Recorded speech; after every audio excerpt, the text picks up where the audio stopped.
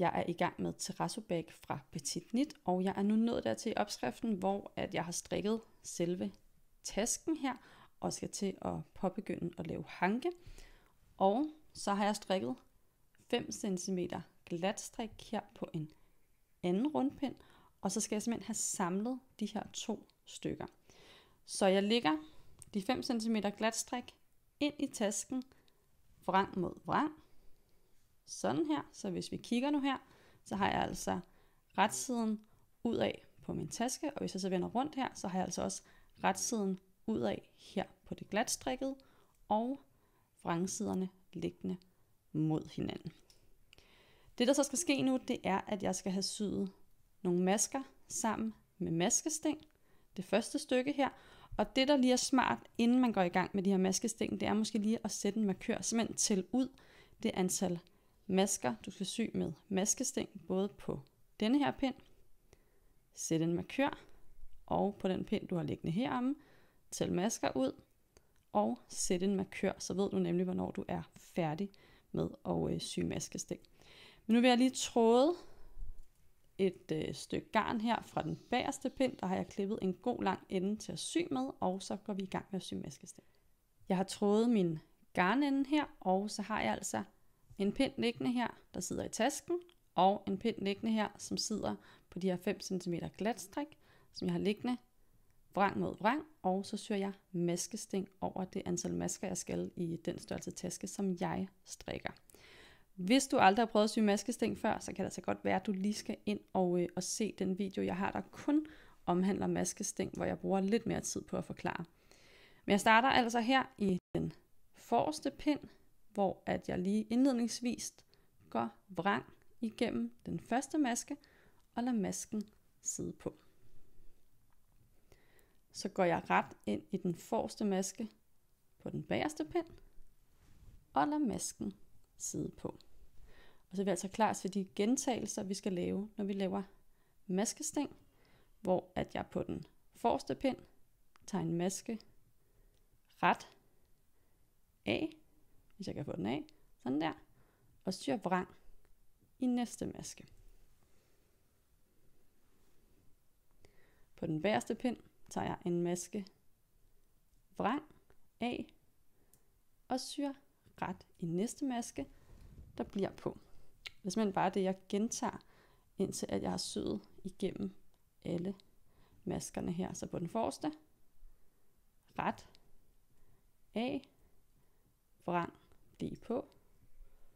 Det er lidt uvenner med en strikkepind her, kan jeg se. Sådan der, på den bagerste, vrang af, og ret, blive på. Så er jeg næsten henne med min markør her på begge pinde, det vil sige, at jeg har 2 masker her tilbage på den her pind, der skal sys maskesting i, og 2 masker her. Så bare lige for at vise, hvordan jeg slutter. Jeg har lige taget en maske vrangløst af på den bagerste og syet ret i denne her, så jeg er nået til den forreste pind, hvor jeg skal have en retløst af og sy vrang i den sidste af de her masker på den forreste pind. På den bagerste pind tager jeg en maske vrangløst af, ret, blive på. Så nu har jeg en maske tilbage på begge pinde her, hvor jeg så tager den forreste her, retløst af, og den bagerste vrangløst af. Sådan der. Så er jeg altså færdig med min maskesting her. Og det jeg så skal nu, det er, at jeg lige skal have flyttet nogle masker. Jeg flytter lige min markør her. Det næste stykke, vi har siddende her, det skal altså senere blive til en hank. Men først så skal vi altså have sat maskerne til hvile. Jeg sætter dem til hvile på en maskewire. Hvis du ikke har sådan en, så sætter du dem bare til hvile på en rest garn. Men først så tager jeg altså det antal masker, jeg skal bruge til hank her på den forreste pind. Tæller op, så jeg er sikker på, at jeg får sat det rigtige antal til hvile, og bagefter gør jeg det på den bagerste pind. Så har jeg altså fået sat maskerne, jeg senere skal strikke hank over til hvile her fra begge pinde, og så skal vi altså have syet maskesting igen. Så igen tæller jeg ud det antal masker, jeg skal sy maskesting over, sætter en markør både på den her pind og på den her pind, sætter garn til og får syet maskesting igen, så vi til sidst sidder tilbage med maskerne fra den sidste hank her. Nu har jeg altså sådan 2 stykker her, hvor jeg har syet sammen med maskesting. Jeg har nogle masker til en hank siden til hvile her, og så har jeg nogle masker siddende her, fordelt på 2 rundpinde, som jeg nu skal strikke rundt over. Min omgangsstart, den er altså her, og så starter jeg med at strikke over maskerne her, når jeg har strikket dem. Så vender jeg rundt her og strikker over maskerne her. Og lige her i starten, hvor jeg har så mange masker i spil, så har jeg altså tænkt mig at strikke maskerne her ned den forreste pind. Det vil sige, at jeg tager den anden ende af rundpinden her, strikker dem hen på, når jeg så har strikket alle maskerne og vender rundt. Så strikker jeg den bagerste del af maskerne med pinden, der sidder her. Når jeg får lidt færre masker, så kan det være, at jeg skifter over til Magic Loop.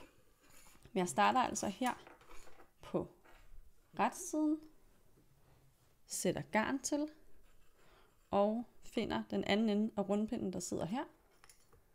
Og den har jeg her. Sådan der.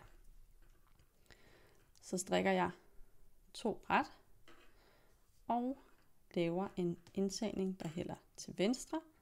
Tager en maske retløst af, strikker en ret og løfter en maske over. Så strikker jeg indtil, at jeg har 4 masker tilbage på denne her side. Når jeg har 4 masker tilbage, så laver jeg en indtagning H, altså hvor jeg strikker 2 masker ret sammen og strikker de 2 sidste masker ret her. Så vender jeg rundt, så jeg kan strikke maskerne på den anden side. Sådan der. Trækker dem ind på pinden her. Og så finder jeg den pindspids, der hører til denne her rundpind. Den har jeg her.